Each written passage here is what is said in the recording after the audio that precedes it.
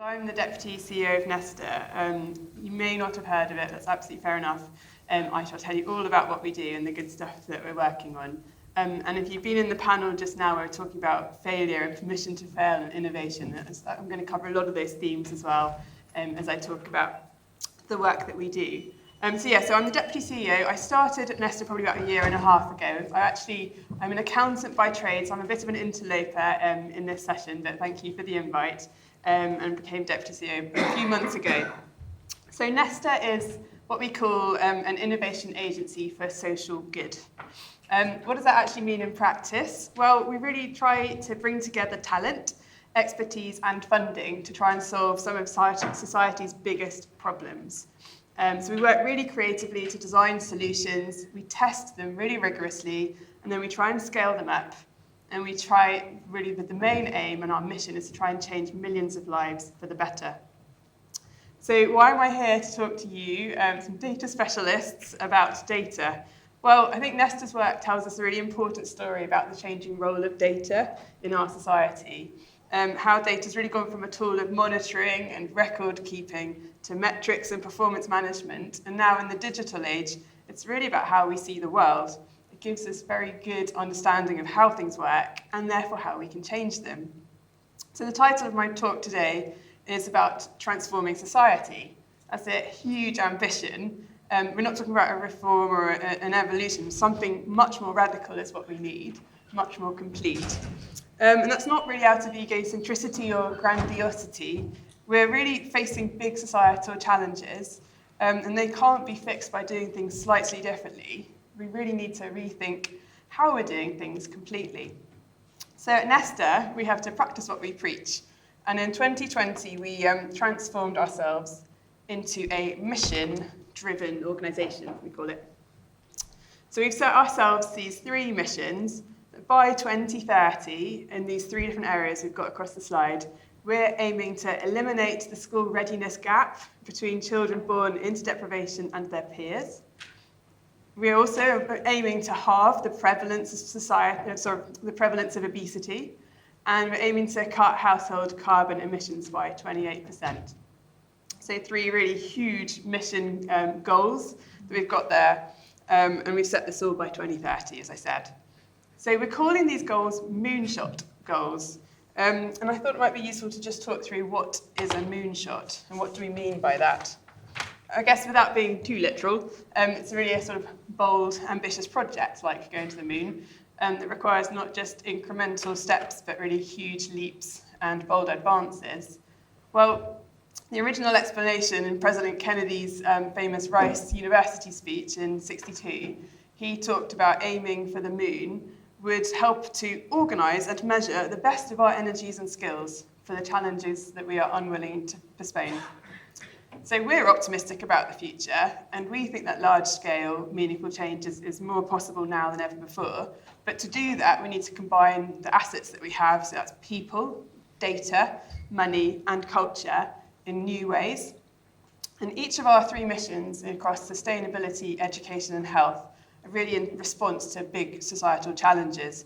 And we think innovation has got a very big part to play to drive large-scale change. So these bold moonshot goals for each mission might seem unrealistically ambitious, but we think that by being that ambitious, that really lifts our sights up to be much more innovative and trying to find innovative solutions to meet these crazy goals. We also think that data is very central to that.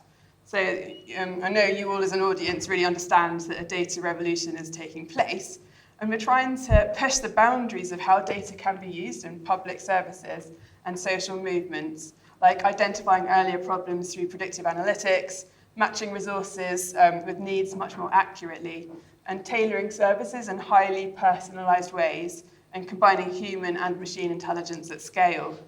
So the test of Nesta's success will be whether we've made a difference, and we absolutely have to. We're facing a series of system collapsing challenges. There's increasing inequality that really damages the life chances of future generations, and it threatens our social compacts. There's increasing ill health that threatens our collective national health system, and of course increasing global temperatures, which poses an existential threat to our entire species. So I thought I'll take you through some of the aspects of what Nesta's doing with data and how we see people's journeys, the bigger picture, and how we iterate with evidence to help sort of better understand human behaviour and how we can then kind of make changes that are needed. So my plan by the end of this session is hopefully I'll have demonstrated that if you anchor an organisation in a purpose or a North Star, you can literally transform society. And people, money, culture, and very importantly, data plays a really key part in that. So there are places where you expect to find data as a means to an end, like the city, in industry and in survey computing. But perhaps you don't necessarily think about starting at the beginning, literally. 40% of the educational gap occurs by age 5. And that educational gap affects outcomes in earnings, well-being, and health for the rest of life. There's a really big problem. The data sets to help us understand what is going on with children's development are just so organised around the data process rather than the lives of the kids that it's meant to be tracking. And the data on a single child is spread across different data sets, different formats, different organisations, and it's collected for different reasons. And of course, that's not blaming anyone. All of us that work with data knows just how messy it can be. And the people using and overseeing these systems are not necessarily data professionals. They might be social care workers or health visitors or frontline staff doing really demanding work, lots of constraints on their time. And I guess that's the reality of sort of data out in the wild. So a lot of potential of this information is going to waste. And we really think that if you want to radically transform the life chances of those toddlers that are being left behind, you really do need to understand what's happening in that child's early life journey so you can see exactly where and when you might need to intervene and do some help. And we often find that local authorities are stretched really thin as well, and they don't have the capacity to look into this in the sort of the level that's needed. So Nesta does have the skills and the expertise and the knowledge to help join up this data so that the local authorities can make better informed decisions. So Nesta's been working with one local authority, York, and these are the stats from one of the wards within York. And we're trying to track children's journeys through the early years system from birth to 5 years old in some of the most disadvantaged wards in the city, where about a fifth of the children in those wards are living in poverty. So what we did was we worked to develop linked data sets across health, education, and other local authority held data, which allowed York to then map the speech, the language, and the communication outcomes for each child. And for the first time, York, as an authority, could actually see the journey of a child as a whole. It could trace the entire development journey rather than just seeing fragments of the different sort of scenarios that make up that journey. And it allowed the data to be combined to see something new, which was the flow. They could really identify crucial pinpoints where children were getting poor outcomes and how that affected the rest of their development. So we built a data application, we put it on York systems, and we basically created visualizations of needs and early years provision in each ward. These ward profiles of the kids between age 0 and 5 in the city can be now updated with new data to ensure that it's completely sustainable. And for the first time, York's teams can now see ward level data and really allow them to make informed decisions about what the service provision and support is needed for specific pockets of children in their wards. But I guess if you really want to transform society, then innovation is really only step one. The next really big challenge is how to scale this and make sure that millions can benefit, if not tens of millions. And that's what we're most interested in at Nesta, that really crucial dimension of scaling up. And I think that's something that we're quite uniquely well placed to make happen. So over the next year with this, we're hoping to build scalable data products that can help make those high impact decisions that really matter in early years for local authorities. So we're hoping to iterate these designs, do a range of prototypes, building on our learnings, and then we'll speed test them, we'll roll them out across York, and then we're planning to fully implement them with partners that can scale this tool nationally as well. And one of the things that really hits you when you're thinking about using data transformationally is it's actually not radical new concepts. It's really about just making sure that the plumbing works. So understanding that you need to prioritize data sharing, make sure that data sets are in shareable format, that there's interoperability between systems, and that at its most basic, that people know that the data is there. And data has to be understood as an essential part of any service, not just simply an add-on that's sort of nice to have. It also means establishing a data strategy and a data culture. So really dedicating resources and training and time for the work that it takes to collect and analyse, and making sure that everyone understands that each piece of data really does create a valuable picture of a child's life and needs, which in turn will really benefit the greater community as well. And I think that's really what the kind of bigger lesson is here, that the challenge isn't really about collecting the data, it's more about connecting the data. And in this case, first to other data sets, then to professionals, and then to interventions. And that really tells us something else about data in a transformational way, which is moving away from a data point about an individual record of a child's progress within a specific service, to actually seeing that as part of the child's life course and then part of the response that's required by the system as well. Because we think really that transformational change has to be systemic change, and it can't be done at the level of the individual. But that's often where the responsibility is placed, and that's actually especially been the case for one of the country's biggest health problems, which is obesity, as I mentioned a little bit earlier. So in the UK, I'm sure many of you know the stats that obesity has pretty much doubled since the early 90s, and now 3 in 5 people are overweight or obese. And we're concerned about that because obesity increases the risk of type 2 diabetes, cardiovascular disease, and some cancers. And it really does have an impact on mental health, well-being, and quality of life. It's estimated that the annual cost to society of people living with obesity or who are overweight is about £98 billion, and that's about £19 billion to the NHS. So it's a really significant and costly issue as well. But historically, kind of ways to tackle obesity has really been quite piecemeal, with really low impact, small policies. And that's really kind of been hampered by the conception that obesity is really a problem of individual choice and willpower. Actually, really, we think that it's the food environment that needs to change, but we needed a way of measuring that because there wasn't any evidence to prove that. So we thought we'd have a look at what that food environment looks like in its entirety. And we analysed huge data sets, so we crunched through national sales of all of the major food retailers in the UK over a 1-year period, and that was about 30 million purchases, quite a vast amount of data. And then working at that scale allowed us to see and do something quite unique, which was we were able to isolate the food sales data by retailer and really calculate the average calorie content and nutritional value per kilogram of food.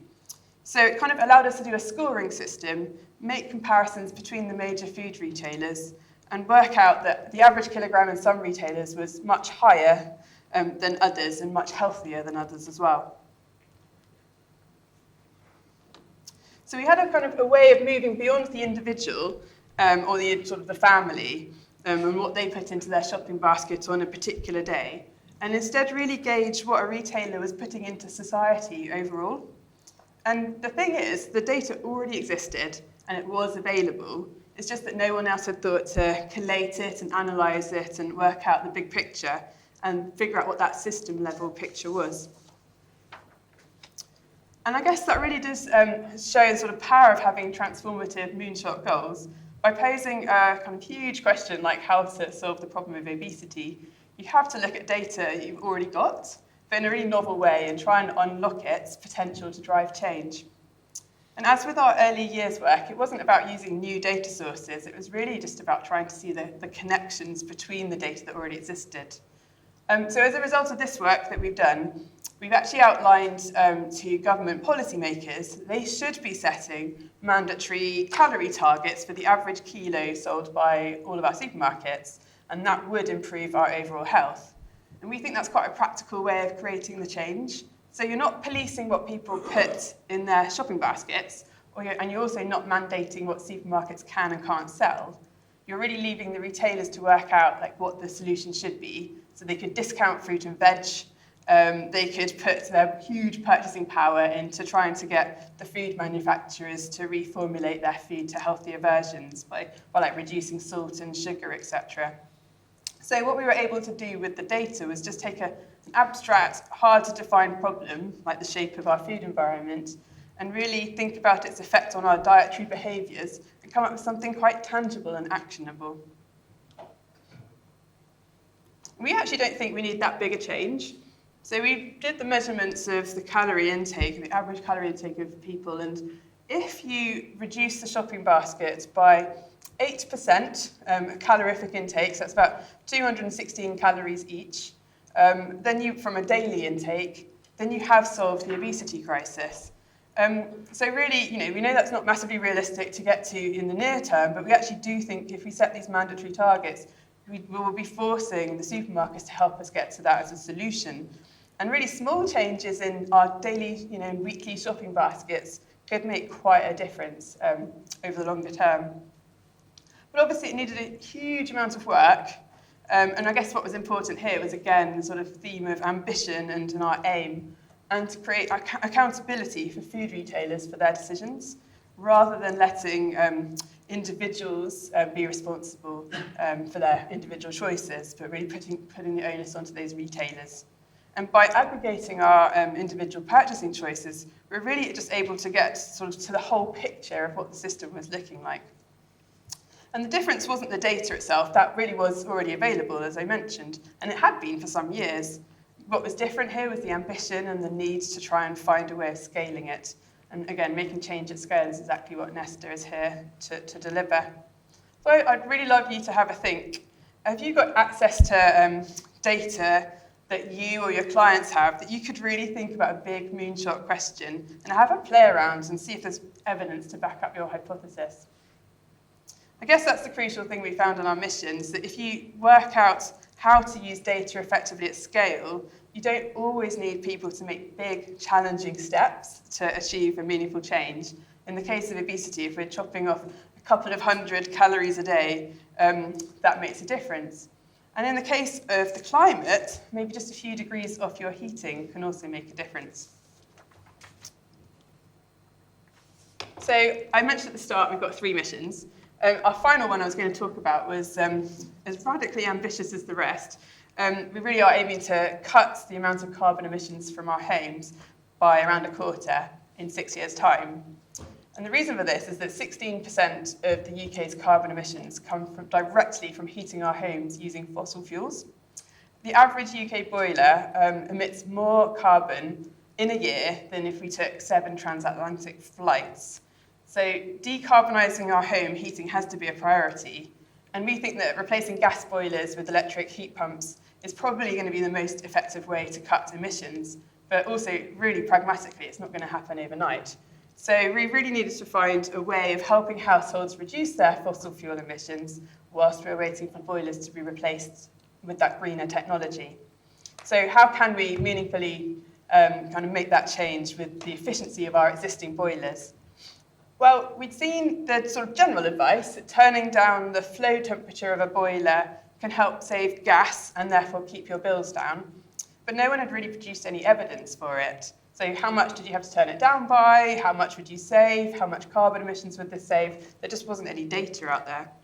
So we decided to run the tests and get the data. And our team found that actually most boilers are set at 70 to 80 degrees, which is actually too high for them to run efficiently.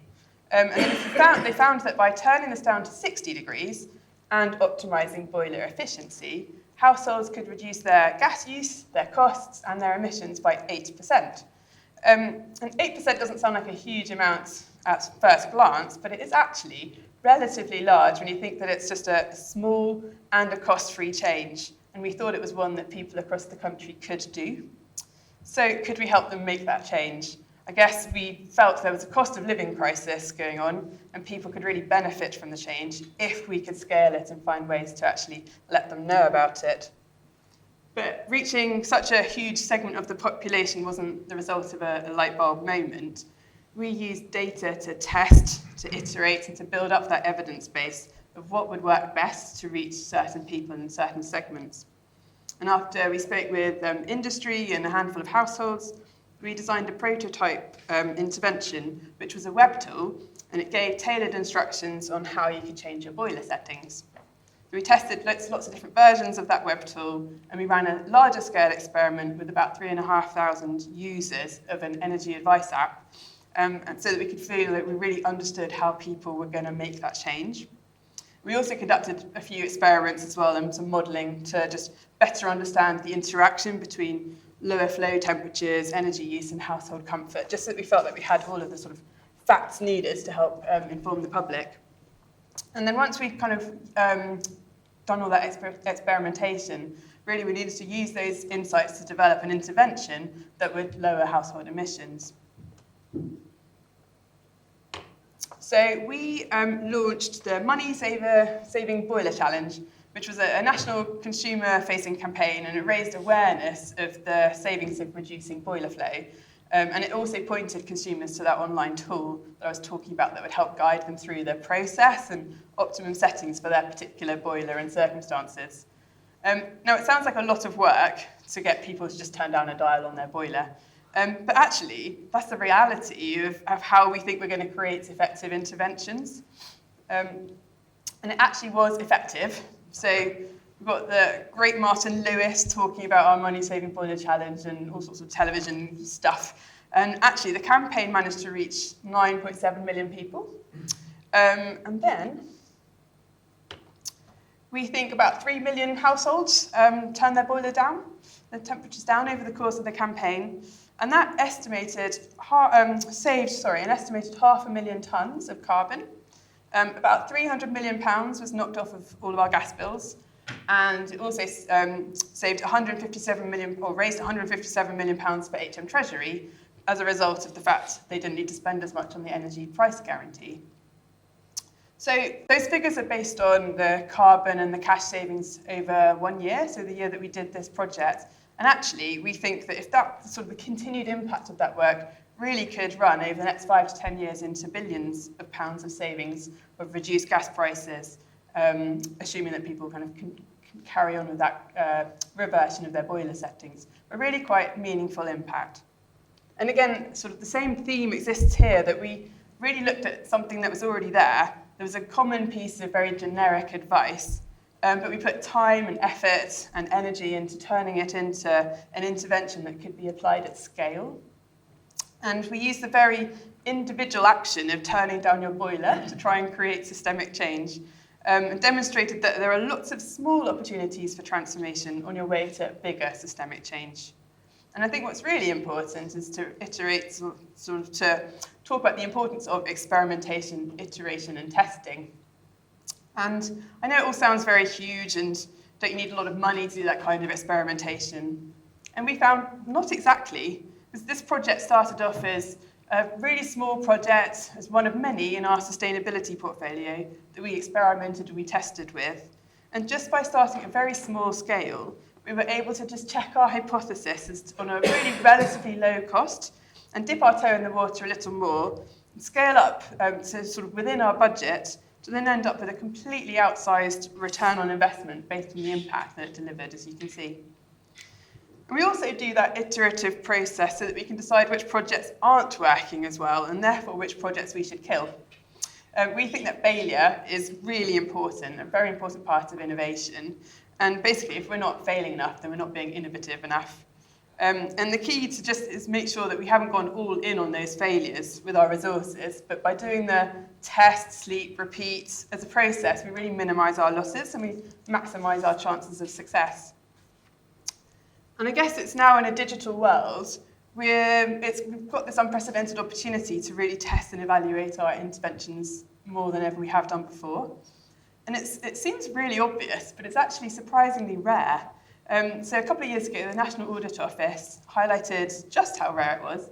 It said that out of £400 billion worth of UK government spending, only 8% of that had a meaningful impact evaluation. So we really don't know what is working and, worst of all, what might be causing harm. So yeah, using evaluation and experimentation we think is a really critical part of transformation. And a transformative goal is, of course, inherently something ambitious and without precedent. And you're trying to find your way through a really unknown situation. And that's exactly what approach showed its value in a real crisis, the pandemic. So this evidence-led approach is central to the work of Nesta's trading research consultancy arm called the Behavioural Insights Team, or BIT. And many of you might know BIT through the fact it was originally called the Nudge Unit. It was set up in the Cabinet Office, and Nesta bought it in full a couple of years ago. And I guess, as you'd expect, their work concentrates on understanding why we behave the way we do, and it creates social good by making sure that interventions are really aligned with how we actually behave in real life. I guess identifying that discrepancy, so the misalignment between how we think people behave and how they actually behave, really does rely on experimentation. And that was most clearly demonstrated during the pandemic, when it was crucial to try and understand how people were going to behave and how their actions were being shaped by the environment around them. And it was a really unprecedented situation, of course. The stakes were high, pre-existing evidence was very limited, and it's extremely important under those conditions to experiment and test as you go along. So we were thinking, what behaviours should you focus on to maximise the impact of our work on tackling the virus? Would it be masks or hand washing, for example? Like, what interventions might have the most impact on encouraging changes in behaviour? Would it be posters or lockdowns? I guess we spend a lot of time thinking about all of those different aspects. And I guess it highlighted the challenge at the heart of transformation, which is really having an impact. So are our interventions equivalent to the impact that they create? It's not really enough to just consider if something changes behaviour. We have to consider the magnitude of the impact. So in 2021, BIT worked with the government and with health bodies to run 2 national randomised control trials, testing how behavioural science-informed text messages might increase COVID-19 vaccination bookings and vaccination rates. The scale was huge. The first trial included 2.3 million people, and the second one, 2.5 million people. And participants were sent one of the 8 messages that you can see up on the screen. And it turned out that the top of the queue message proved the best, which is perhaps no surprise. So the government then sent out those messages to a further 8 million people or so. And just in the first few days of sending out those messages, we got an additional 40,000 COVID vaccination sign-ups. And of course, that continued as well. So I guess the study of human behaviour isn't new. So polling, focus groups, surveys, interviews, etc. But what data and technology is allowing us to build an evidence base and drill down into that gap between what we think works and why we think it works. And experimentation is vital for that transformative change. And everyone here knows that failure is fine, because what does it give you? It gives you more data. So, that's another thing that we did, was we also looked at sort of different wording of posters and how we could actually have an impact, and again did lots of randomised control trials on that and led into government policy. So yeah, it's been a real pleasure setting out for you some of the great work that Nesta does, but also hopefully giving you a bit of an insight into the way that we work really thoughtfully with data and how that genuinely can create societal change. I've also learned at Nesta this phrase, strong opinions lightly held, and that's something that I think our culture is pretty good at. And I'd also urge you all to have a little think about whether that could be reflected in yours as well. So what we do is we start off with a hypothesis, we apply a bit of sector knowledge to interpret the results, we try and automate that data collection, and we do the data connection that I talked about earlier, put time and training into analysing that data, and we see what that shows us. And if our hypothesis isn't proven, well, that's when the strong opinions lightly held comes in. So we kill that idea, start again with another one, and without failure, you won't get any kind of innovation. But of course, data is only one aspect of being innovative. You've really got to have the will of the organisation behind you. So that's why we've set our mission goals or our North Star. You've also got to have the right capabilities. So across Nesta, we've got researchers with expertise in qual, quant, behavioural science, data science, design. So really interesting kind of medley of different methods that we have. And then really importantly, the right culture. So we're now about 3 years into our plan to hit those very ambitious mission goals to halve obesity, to eliminate the attainment gap in kids, and to reduce household emissions. And we've really realised that culture is everything in allowing the organisation to feel supported, to be innovative, but also to fail. And we really do want failure to be acceptable and for people to be able to kill projects if they just don't feel like it's going to be hitting the mission goals. So yeah, I'd really urge you all to have a bit of a think about your organisation's values and your aspired culture and think, does it really help people live and breathe what you're trying to achieve? We've shifted at Nesta, or we're in the process of shifting at Nesta, from a set of values that, to be honest, we all can't quite remember all the words that are on the values sheet. And we're moving to what is one really simple cultural aspiration, which is that we will do whatever it takes to hit our mission goals. It's really that simple and quite memorable in comparison to the values. So do whatever it takes to hit the mission goals. We're not exactly figured out how to roll that out without saying, also don't break the law, don't spend way too much money, all that stuff. So we need to figure out how to put the parameters around it, but it's really resonating with our staff, and it's quite exciting and motivating to get behind as well. So yeah, as I've hopefully set out, if we really do want to truly transform society, then I think the challenge is not really any longer to just simply collect the data and tell stories about binary movements from one position to another. The challenge is to connect that data, to solve complex problems by joining that data up, and making sure that we've got all the logistics behind the data sorted as well, so that it's shareable, people know the data is there, and we don't just think of data as a raw product, but really as a byproduct, and it's something for us to take our time to process and to polish and to transform, to then facilitate kind of socially valuable interventions. And a bit like that supermarket data that I talked about earlier, it was there, it was already available, but it needed an organisation like Nesta with a crazy moonshot ambition and the desire to use data to transform society to spend time to dive into that data and really test what might work and then make a big change at scale when we've got the data points to prove it.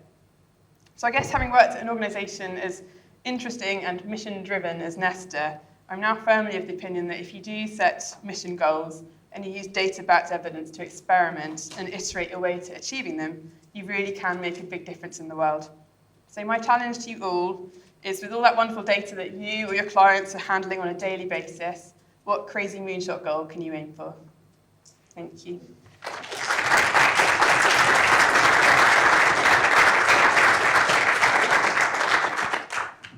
Thank you, Emily. Any questions for Emily?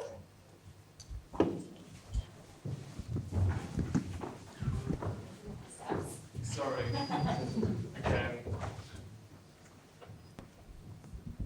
Yeah, thank you, Emily. That was really good. I was just curious, though, how do you incentivize those retailers to hit those targets? And conversely, how do you penalize them for not hitting those targets? I mean, the calorie targets.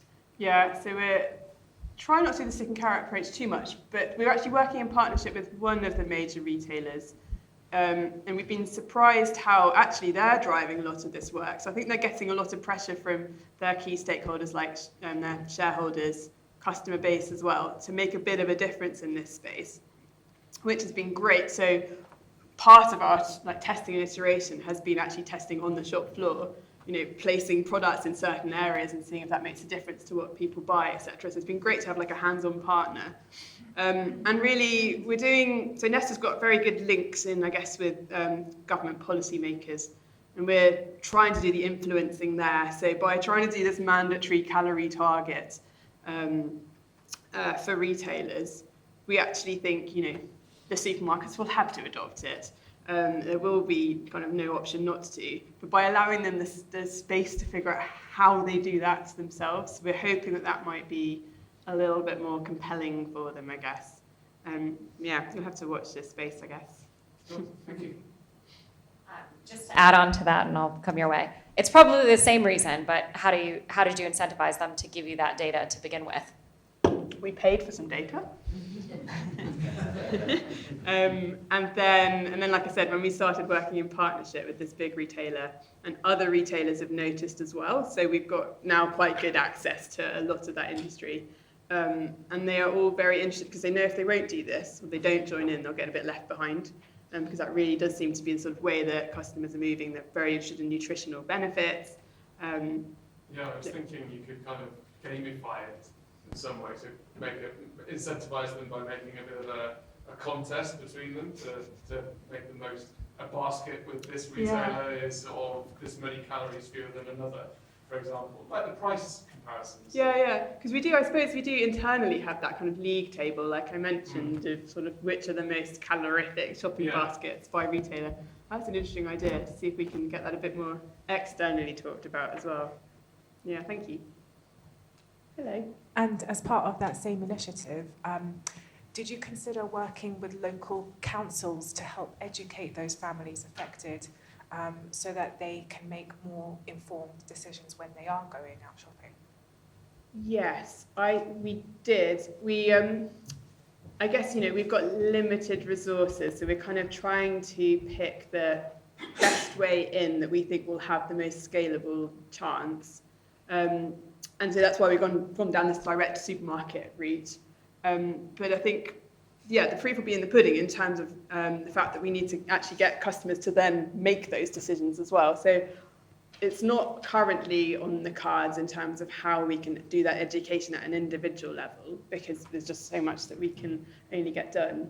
But we are, certainly in our kind of early years work with all the, when we talk about trying to eliminate that attainment gap, we are speaking through local authorities to try and get to individuals as well. And we certainly considered, is there a way we can even try and join up the 3 missions when we're actually talking to, it's almost like the same subset of people that we might want to really have a positive impact on. So it's a kind of, we'd love to, we just don't necessarily have the resources, but I think that's going to be kind of a next natural step.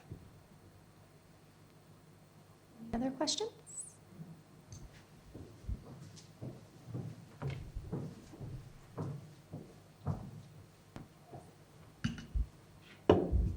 I love big, hairy, ambitious goals. So, and you've given some really good examples of when things worked.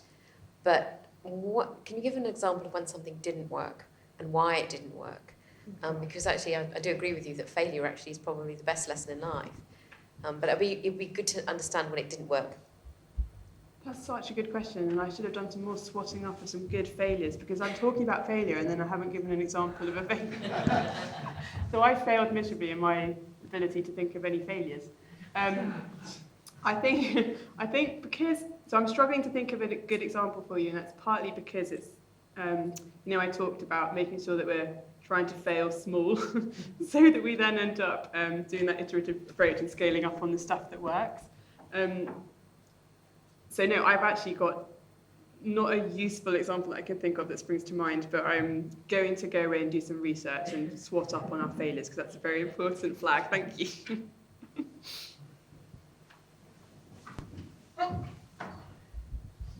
Hi, Emily.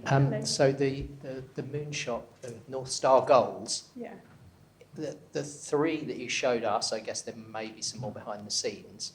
When things dramatically change, either on the outside or inside, so perhaps in our world, we might have organisations we're part of, we may get merged with others. Goals change. Yeah. Perhaps in your world, I mean, what the government do kind of possibly impacts some of that, and we might possibly be changing ours. No comment whether we do or don't, but we've got an election soon, so things may change. How do you kind of continue internally particularly, but perhaps even with the stakeholders externally, how do you kind of manage that shift? And I'm not saying from like 26% to 24%, but actually I don't know, perhaps one of them is going to be ridiculous because the government have directed a load of money somewhere else, and perhaps our goal should be that. Could you give us some insight into how you manage that? Exactly. No, we've had exactly that conversation internally. I think because of the way we work, so I talked about all the different methods, expertise that we have internally. And we apply those, like, core quant, behavioural science, data science, design, all that stuff. We apply those different methods to the problems that we see in front of us. And actually what we would do in that scenario where one of these missions has been hit, or government policy has changed so that we all have to have a heat pump and therefore there's no need for us to do any more work on that, then we would absolutely just shift that resource. We would say, okay, job done on that front. there's law of diminishing returns here. We don't think we need to be continuing that mission, and we would use that methodology, kind of deep methodology that we've built up, and apply it to the next mission to come along. So we do have in the back of our minds a couple of other missions that could pop up and be really relevant if we've solved our missions. Obviously, that'd be a lovely, nice problem to have. But yeah, the way that we've structured ourselves means that we've got quite the ability to flex. What we wouldn't have is the expertise in that particular sector necessarily. But that's something that we would then swap out expertise in heat pumps and swap in expertise on sleep or whatever is the next big mission that we think about.